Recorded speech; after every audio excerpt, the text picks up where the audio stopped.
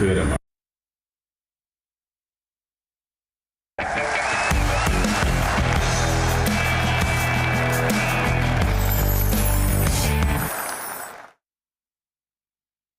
Asia കപ്പിൽ final ലക്ഷ്യമിട്ട് India ഇന്നിറങ്ങും. സൂപ്പർ ഫോറിലെ രണ്ടാം മത്സരത്തിൽ ബംഗ്ലാദേശാണ് എതിരാളി.